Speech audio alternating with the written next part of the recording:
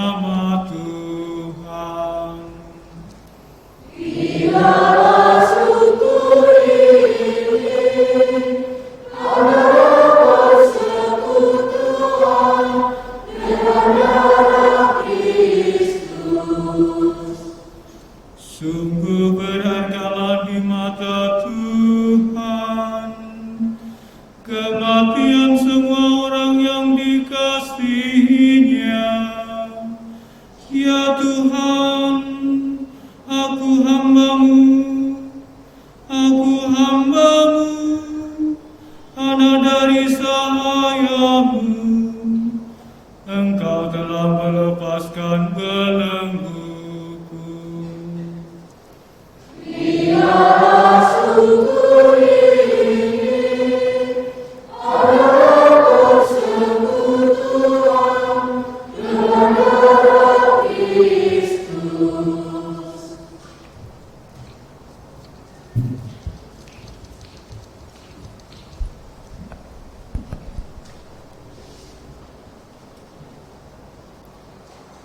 Bacaan dari surat pertama Rasul Paulus kepada jemaat di Korintus. Saudara-saudara, apa yang telah kuteruskan kepadamu ini telah aku terima dari Tuhan, yaitu bahwa Tuhan Yesus pada malam Ia diserahkan mengambil roti, dan setelah mengucap syukur atasnya, Ia memecah-mecahkan roti itu seraya berkata, "Inilah tubuhku yang diserahkan bagimu. Perbuatlah ini untuk mengenangkan daku." Demikian juga Ia mengambil cawang sesudah makan, lalu berkata, "Cawan ini adalah perjanjian baru yang dimeteraikan dalam darahku. Setiap kali kamu meminumnya, perbuatlah ini untuk mengenangkan daku. Sebab setiap kali kamu makan roti ini dan minum dari cawan ini, kamu mewartakan wafat Tuhan sampai Ia datang." Demikianlah sabda Tuhan.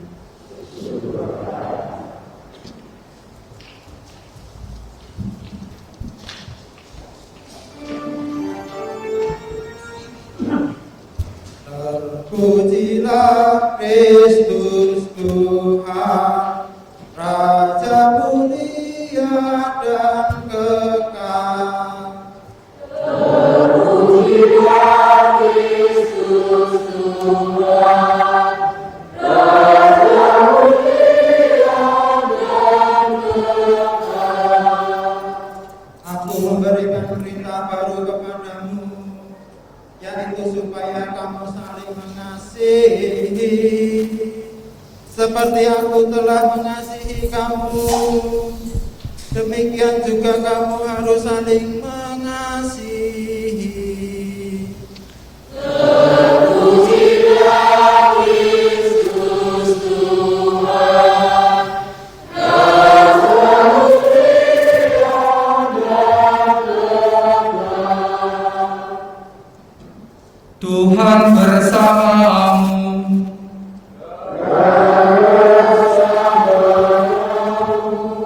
Inilah Injil Yesus Kristus menurut Yohanes.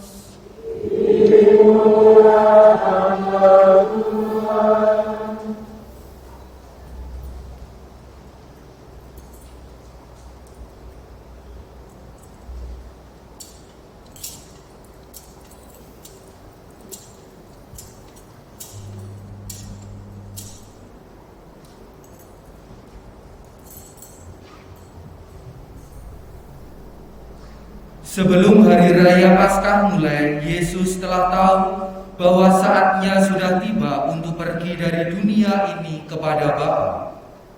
Sebagaimana Ia senantiasa mengasihi murid-muridnya, demikianlah sekarang Ia mengasihi mereka sampai saat terakhir.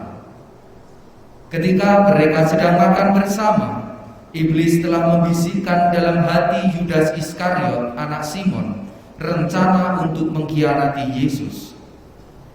Yesus tahu bahwa Bapa telah menyerahkan segala sesuatu kepadanya dan bahwa Ia datang dari Allah dan akan kembali kepada Allah. Lalu bangunlah Yesus dan menanggalkan pakaiannya. Ia mengambil sehelai kain lenan dan mengikatkannya pada pinggangnya. Kemudian ia menuangkan air ke dalam sebuah baskom dan mulai membasuh kaki murid-muridnya, lalu menyekanya dengan kain yang terikat pada pinggangnya itu. Lalu sampailah ia kepada Simon Petrus. Kata Petrus kepadanya, "Tuhan, engkau hendak membasuh kakiku?" Jawab Yesus kepadanya, "Apa yang aku lakukan engkau tidak mengerti sekarang, tetapi engkau akan memahaminya kelak." Kata Petrus kepadanya, "Selama-lamanya engkau tidak akan membasuh kakiku." Jawab Yesus, "Jika aku tidak membasuh engkau, engkau tidak mendapat bagian dalam aku." Kata Simon Petrus kepadanya, "Tuhan, jangan hanya kakiku saja, tetapi juga tangan dan kepalaku." Kata Yesus kepadanya, "Siapa saja yang telah mandi, ia tidak usah membasuh diri lagi selain membasuh kakinya, karena ia sudah bersih seluruhnya. Kamu pun sudah bersih, hanya tidak semua." Yesus tahu siapa yang akan menyerahkan dia. Karena itu ia berkata, "Tidak semua kamu bersih." Sesudah membasuh kaki mereka, Yesus mengenakan pakaiannya dan kembali ke tempatnya. Lalu ia berkata kepada mereka, "Mengertikah kamu apa yang telah aku lakukan kepadamu? Kamu menyebut aku guru dan Tuhan, dan katamu itu tepat, sebab memang akulah guru dan Tuhan. Jadi jika aku, Tuhan dan gurumu, membasuh kakimu, maka kamu pun wajib saling membasuh kaki. Sebab aku telah memberikan suatu teladan kepadamu, supaya kamu juga melakukan seperti yang telah aku lakukan kepadamu." Demikianlah sabda Tuhan.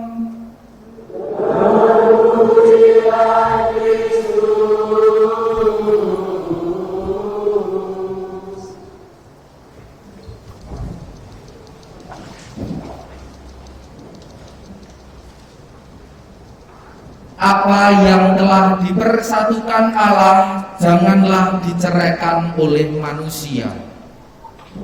Saudara-saudari yang terkasih dalam Kristus, biasanya kita mendengarkan kata-kata itu ketika ada perkawinan atau misa pernikahan atau apapun yang berkaitan dengan pernikahan. Tetapi apa yang kita lakukan atau kita kenangkan pada hari ini juga ada kaitannya dengan apa yang sudah dipersatukan Allah, supaya kita sebagai manusia itu jangan memisahkannya. Yang pertama itu adalah Yesus menetapkan Ekaristi, dan yang kedua itu adalah Yesus membasuh kaki para rasulnya. Lalu apa artinya? Bahwa Yesus menetapkan Ekaristi, bahwa hari ini adalah ulang tahun Ekaristi. Maka dengan perayaan ini kita diajak untuk semakin mencintai Ekaristi.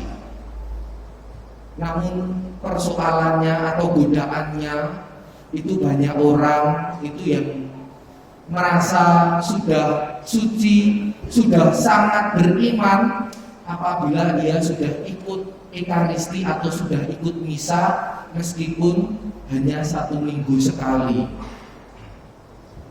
Lalu apa yang salah dengan misanya? Ikut misa itu baik, bahkan sangat baik, karena misa atau Ekaristi itu adalah sumber dan puncak hidup Kristiani.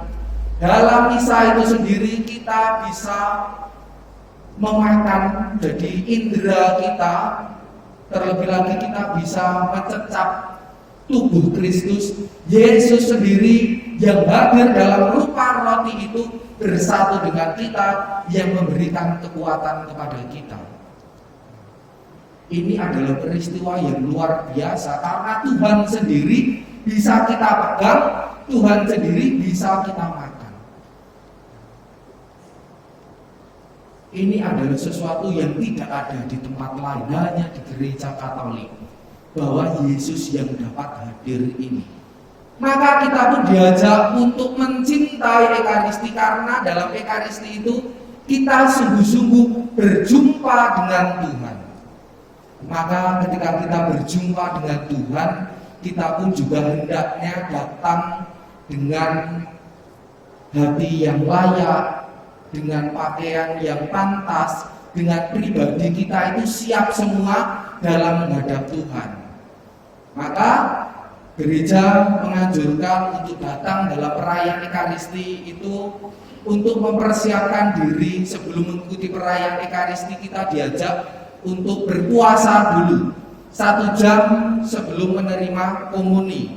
Kita juga diajak untuk datang lebih dahulu, paling tidak 15 atau 10 menit, supaya kita bisa mempersiapkan batin kita untuk mengikuti perayaan Ekaristi. Lalu juga dalam hal berpakaian, berpakaianlah yang pantas dalam mengikuti perayaan Ekaristi.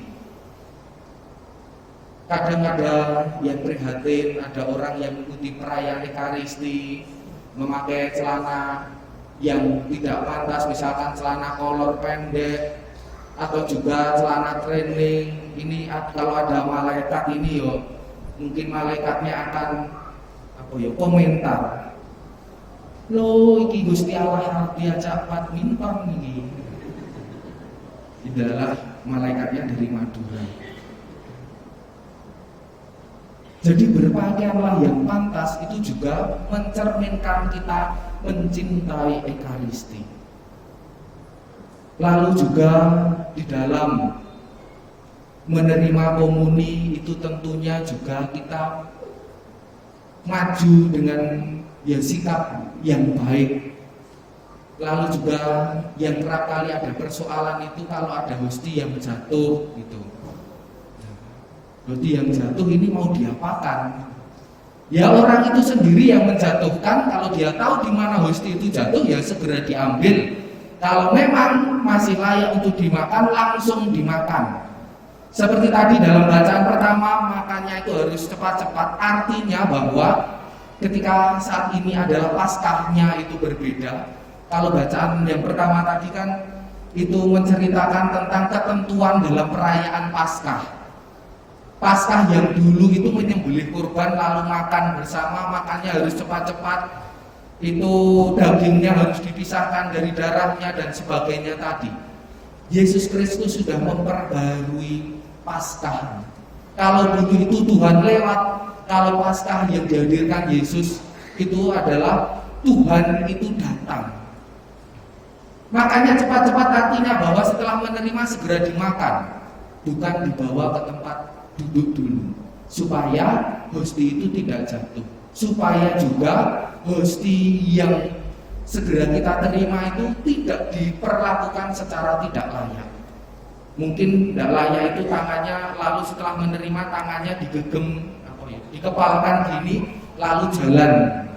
Itu juga tidak memperlakukan hosti secara tidak layak. Maka dianjurkan setelah menerima itu segera dimakan. Belum lagi nanti kalau punya anak, kalau dibawa ke tempat duduk, anaknya lihat, anaknya minta, kalau tidak dikasih nangis. Ada banyak hal, maka dianjurkan segera dimakan. Ada banyak sekali hal yang perlu kita lakukan dalam mengikuti perayaan Ekaristi. Juga ketika diajak bernyanyi, diajak menjawab jawaban umat, itu merupakan bagian dari mencintai Ekaristi. Tetapi lebih lagi dari apa yang saya katakan di awal tadi, ketika Yesus itu menyatukan Ekaristi dalam menetapkan Ekaristi dan membasuh kaki, Ekaristi itu tidak hanya berakhir di dalam gedung gereja ini saja. Memang secara ritus Ekaristi berakhir ketika berkat penutup dan lagu penutup itu sudah selesai. Tetapi Ekaristi yang sesungguhnya itu masih terus berlanjut, di mana di dalam Injil yang kita dengarkan hari ini Yesus melambangkannya dengan pembasuhan kaki. Membasuh kaki di sini tadi dikatakan bahwa ini adalah ungkapan pelayanan, ungkapan cinta. Jadi cinta yang ketika kita terima dari Allah melalui menerima tubuh Tuhan ini harus kita bawa di dalam setiap peristiwa hidup kita harus kita bawa pulang, harus kita bawa kemana-mana, supaya pelayanan dan kasih itu juga terjadi di mana-mana, dimanapun kita berada. Di sini Yesus juga memberikan pesan bahwa jika aku, Tuhan dan gurumu, membasuh kakimu, maka kamu pun wajib saling membasuh kaki. Ada kata wajibnya. Di sini berarti ini bukan hanya sekedar anjuran, hendaknya, sebaiknya, itu tidak. Kalau sebaiknya, hendaknya itu ini dilakukan ya baik, tidak dilakukan ya boleh. Kalau di sini Yesus mengatakan kata wajib, maka barang siapa yang beriman kepada Yesus, barang siapa yang percaya atau mengakui Yesus sebagai guru dan Tuhan, maka harus melakukan ini. Lalu di sini saling membasuh kaki. Jadi ini adalah sebuah kriteria yang diberikan oleh Yesus, siapa yang harus melayani, siapa yang harus mengasihi. Tidak ada kriterianya. Jadi pada zaman dulu, pada zaman Yesus itu membasuh kaki itu sudah umum dilakukan. Biasanya yang melakukan pembasuhan kaki itu adalah pelayan kepada tuannya, hamba kepada tuannya, ataupun bahkan budak kepada tuannya. Dan di sini Yesus itu merendahkan dirinya, dia mengerjakan apa yang dikerjakan oleh pelayan itu. Ini membawa sesuatu yang baru kepada kita, mengajarkan kepada kita bahwa siapa yang melayani ini tidak ditentukan dari kriteria umur. Yang lebih muda harus lebih melayani, atau yang lebih tua harus lebih melayani. Tidak ada juga soal jabatan. Ini yang lebih jabatannya tinggi harus lebih banyak dilayani daripada yang lebih rendah, ataupun juga yang kaya dan yang miskin. Di sini dikatakan saling melayani. Maka kita pun baik yang tua maupun yang muda, yang jabatannya itu tinggi ataupun tidak, yang kaya ataupun miskin, semuanya harus saling melayani dengan caranya masing-masing. Maka di sini kita diharapkan juga merasa diri bahwa kita itu tidak pantas dilayani, tetapi haruslah kita memiliki semangat, saya harus melayani. Itulah yang diharapkan Tuhan, supaya kita memiliki semangat untuk melayani orang lain, sehingga kita melakukan kewajiban kita sebagai orang yang beriman tadi. Maka ketika kita membawa ekaristi dan juga dalam kehidupan sehari-hari kita melayani, yang dimulai dari keluarga, lalu kepada masyarakat, kepada lingkungan, kepada gereja, ini berarti kita menjadi manusia yang ekaristis, yakni di mana kita berada, kita senantiasa berbuat kasih, kasih yang kita dapat dari Tuhan. Inilah tandanya orang yang ekaristis itu sama seperti Tuhan sendiri yang mengasihi dengan memberikan tubuh dan darahnya. Tubuh itu dibagi-bagikan, dimakan setiap orang. Manusia yang ekaristis itu juga orang yang mau mengasihi sesamanya, mau berkorban bagi sesamanya, yakni membagi-bagikan diri kepada sesamanya. Itu adalah ciri berkorban, sehingga itu menjadi berkat bagi orang lain. Hidup kita menjadi berkat bagi orang lain. Sehingga ketika kita melakukan dua hal ini, ekaristi atau misa di dalam liturgi, dan juga kita merayakan misa dalam kehidupan kita dengan senantiasa membawa kasih dan pelayanan dalam hidup, berarti kita tidak memisahkan apa yang telah disatukan oleh Allah itu. Maka mari pada kesempatan ini kita mohon kepada Tuhan agar kita mampu untuk melanjutkan apa yang sudah ditetapkan oleh Yesus, apa yang sudah diwajibkan oleh Yesus sebagai orang-orang yang percaya kepadanya, sebagai murid-muridnya, sebagai orang yang mengakui bahwa Yesus adalah Guru dan Tuhan kita, maka mari kita juga menjadi manusia yang ekaristis. Kita mencintai ekaristi dan juga kita mau melayani dan mengasihi di dalam hidup kita sehari-hari. Berkat Tuhan senantiasa menyertai kita semua.